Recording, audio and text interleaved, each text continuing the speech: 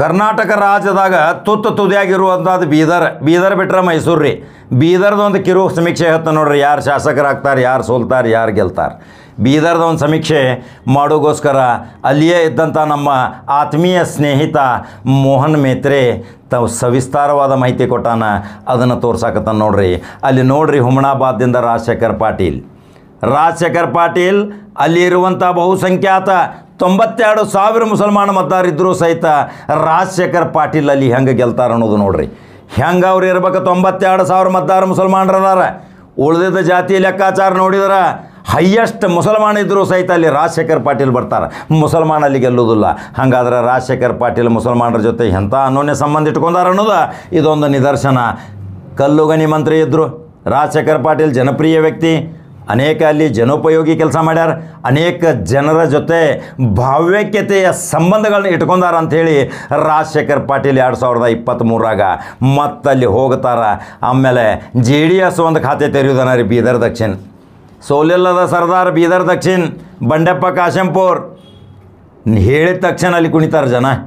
ಯಾರಿಗೂ ಅಜಾತ ಶತ್ರು, ಯಾರಿಗೂ ನೋವು ಮಾಡಲ್ದಂಥ ವ್ಯಕ್ತಿ ಬಂಡೆಪ್ಪ ಕಾಶೆಂಪುರ್ ಮತ್ತೆ ಬೀದರ್ ದಕ್ಷಿಣದಿಂದ ಬಹುಮತದಿಂದ ಆರಿಸ್ತಾರ. ಅಲ್ಲಿ ದಕ್ಷಿಣದಾಗ ಬಂಡೆಪ್ಪ ಕಾಶಪ್ಪನವರನ್ನು ಸೋಲಿಸಲಿಕ್ಕೆ ಯಾರಿಂದ ಸಾಧ್ಯವಿಲ್ಲ. ಯಾಕಂದ್ರೆ ಜನರ ಜೊತೆ ಇರುವಂಥ ಅನಾನುಭವ ಸಂಬಂಧ, ಅಲ್ಲಿರುವಂಥ ಪ್ರೀತಿ ವಿಶ್ವಾಸ ಆ ಬಂಡೆಪ್ಪ ಕಾಶಪ್ಪನವ್ರಿಗೆ ಪ್ಲಸ್ ಐತಿ. ಬಂಡೆಪ್ಪ ಕಾಶೆಂಪುರ್ ಅಭಿವೃದ್ಧಿ ಹರಿಕಾರ ಸಹಕಾರ ಮಂತ್ರಿ ಸಹಿತ ಇದ್ದರು. ಇದೇ ಕುಮಾರಸ್ವಾಮಿಯ ಸಚಿವ ಸಂಪುಟದಲ್ಲಿ ಅನೇಕ ಒಳ್ಳೊಳ್ಳೆ ಕೆಲಸ ಮಾಡ್ಯಾರ. ಯಾರು ಒಳ್ಳೆಯ ಕೆಲಸ ಮಾಡ್ಯಾರ ಅವ್ರು ಶಾಸಕರಾಗ್ತಾರೆ. ಇನ್ನು ಬರ್ತದೆ ನೋಡ್ರಿ ಬೀದರ್ ನಗರ ರಹೀಮ್ ಖಾನ್ ಇನ್ನೂ ಟೈಮ್ ಐತ್ರಿ. ರಹೀಮ್ ಖಾನ್ ಸಾಹೇಬ್ರ ಸ್ವಲ್ಪ ಡ್ಯಾಮೇಜ್ ಕಂಟ್ರೋಲ್ ಆಗೈತೆ, ಅದನ್ನು ಕಂಟ್ರೋಲ್ ಮಾಡ್ಕೋರಿ. ಇರ್ಲಿಕ್ಕಂದ್ರೆ ನೀವು ಸೋಲ್ತೀರಿ, ಇಲ್ಲಿಕಲ್ಲಿ ಮತ್ತೊಬ್ಬಲ್ಲಿ ಈ MLA ಆಗ್ತಾನೆ. ಯಾಕಂದ್ರೆ ರಹೀಮ್ ಖಾನ್ ಮುಂದೆ 23ರಾಗ ಕಾಂಗ್ರೆಸ್ ಗಾಳಿ ಐತಿ. ಆ ಕಾಂಗ್ರೆಸ್ ಗಾಳ್ಯಾಗ ನೀವೇನು ತೇಲಿ ಹೋಗ್ತೀರಿ ಗೊತ್ತಿಲ್ಲ. ಬಹುಶಃ ಆ ಗಾಳ್ಯಾಗ ನೀವು ಬರ್ಬೋದು. ಆದರೂ ನಿಮ್ಮ ಬಗ್ಗೆ ಕೆಲವು ಅಪಸ್ವರ ಐತಿ, ಅದನ್ನು ತಿದ್ದುಕೋರಿ. ಈಗ ಟೈಮ್ ಐತಿ. ಇಲ್ಲಿಕಂದ್ರೆ ಅಲ್ಲಿ ಮತ್ತೊಬ್ಬ ಬದಲಾವಣೆ ಮಾಡುವಂಥ ವ್ಯಕ್ತಿ ತಯಾರಾಗ್ಯಾನ, ಅದನ್ನು ಮುಂದೆ ಹೇಳ್ತಾನೆ. ಬಾಲ್ಕಿ ಈಶ್ವರ್ ಖಂಡ್ರೆ ಫಿಕ್ಸ್. ಆ ವ್ಯಕ್ತಿ ಈ ಹೈದರಾಬಾದ್ ಕಲ್ಯಾಣ ಕರ್ನಾಟಕ ಬಗ್ಗೆ ಹೋರಾಟ ಮಾಡಿದಂಥ ವ್ಯಕ್ತಿ ಸದನದಲ್ಲಿ ಎದ್ದು ನಿತ್ತಂದ್ರೆ ಆ ಮಾತಾಡೋ ಶೈಲಿ ನೋಡಿದ್ರೆ ಎಲ್ಲ ಶಾಸಕರು ಅವ್ರ ಹತ್ರ ನೋಡ್ಬೇಕು. ಭಾಳ ಚಂದ ಸವಿಸ್ತಾರವಾಗಿ ವಿವರವಾಗಿ ಹೇಳುವಂಥ ಈಶ್ವರ್ ಖಂಡ್ರೆ ಈ ಸಾರಿ ಮತ್ತೆ ಅಲ್ಲಿ ಗೆಲುವಿನ ಬಾವುಟ ಹಾರಿಸ್ತಾರ. ಅವರಾದ ಪ್ರಭು ಚವ್ಹಾಣ್ ಡ್ಯಾಮೇಜ್ ಆಗೈತ್ರಿ ಭರ್ಪೂರ್ BJPಯಿಂದ.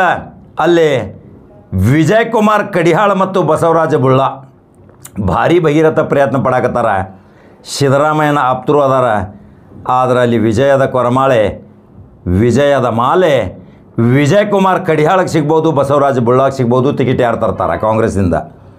ಅಲ್ಲಿ ಪ್ರಭು ಚವ್ಹಾಣ್ ಮಾತ್ರ ಈ ಸಾರಿ ಅವರು ಸೋಲು ಅನುಭವಿಸಲೇಬೇಕಾಕೈತಿ.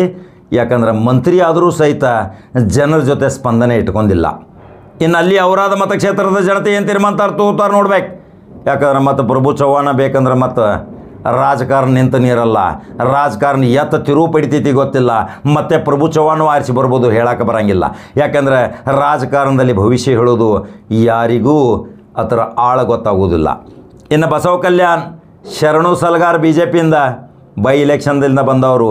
ಅವರ ಪ್ರತಿಸ್ಪರ್ಧಿ ಮಾಲಾ ಬಿ ನಾರಾಯಣರಾವ್, ಒಳ್ಳೆಯ ಶಾಸಕ, ದಿವಂಗತರು. ಅವ್ರ ಧರ್ಮಪತ್ನಿ ಮಾಲಾ ಬಿ ನಾರಾಯಣರಾವ್ ಮತ್ತೆ ಸ್ಪರ್ಧೆ ಮಾಡ್ತಾರೋ, ಏನು ವಿಜಯ್ ಸಿಂಗ್ ಟಿಕೆಟ್ ತರ್ತಾರೋ ಗೊತ್ತಾಗೋದಿಲ್ಲ.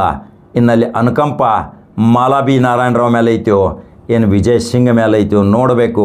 ಮಾಲಾ ಬಿ ನಾರಾಯಣರಾವ್ ಭಾಳ ಒಳ್ಳೆ ಕೆಲಸ ಮಾಡಾಕತ್ತಾರ, ಮನೆ ಭೇಟಿ ಕೊಡಾಕತ್ತಾರ. ಇದರ ಸಲುವಾಗಿ ಈ 6 ಕ್ಷೇತ್ರ ಹುಮನಾಬಾದ್, ಬೀದರ್ ದಕ್ಷಿಣ, ಬೀದರ್ ಬಾಲ್ಕಿ, ಔರಾದ್, ಬಸವ ಕಲ್ಯಾಣ್ 5 ಕ್ಷೇತ್ರದಲ್ಲಿ ಇನ್ನು ವಿಜಯಮಾಲೆ ಯಾವ ರೀತಿ ವಿಸ್ತಾರವಾಗಿ ಮಾಹಿತಿ ಹೇಳಿದ್ದೀನಿ. ಅಲ್ಲಿಯ ಜನ ಏನು ತೀರ್ಮಾನ ತಗೋತಾರ. ಒಳ್ಳೊಳ್ಳೆಯ ರಾಜಕೀಯ ಪಟುಗಳನ್ನು ಕೊಟ್ಟಂಥ ಬೀದರ್ ಯಾವಾಗಲೂ ಬಹಳಷ್ಟು ಅನೇಕ ಅಭಿವೃದ್ಧಿ ಹೊಂದಬೇಕಾಗಿತ್ತು. ಇನ್ನೂ ಕಲ್ಯಾಣ ಕರ್ನಾಟಕ ಅಂತೇಳಿ ಹೆಸರು ಪಡ್ಕೊಂಡೈತಿ. ಆ ಕಲ್ಯಾಣ ಕರ್ನಾಟಕ ಸಲುವಾಗಿ ಇನ್ನು 2023ರಾಗ ಯಾರು ಆರಿಸಿ ಬರ್ತೀರಿ, ಅವ್ರು ಯಾವ ರೀತಿ ಹೋರಾಟ ಮಾಡ್ತಾರ ಇನ್ನು ಕಾದು ನೋಡ್ಬೇಕಲ್ರಿ. ಅಲ್ಲಿಯ ಸವಿಸ್ತಾರವಾದ ಮಾಹಿತಿ ಇನ್ನು ನೆಕ್ಸ್ಟ್ ಮತ್ತು ಗುಲ್ಬರ್ಗಾದ ಮಾಹಿತಿ ಹೇಳ್ತೀನಿ. ಆ ಗುಲ್ಬರ್ಗಾಕ್ಕಿಂತಲೂ ಬೀದರ್ ಭಾಳ ಇಂಪಾರ್ಟೆಂಟು.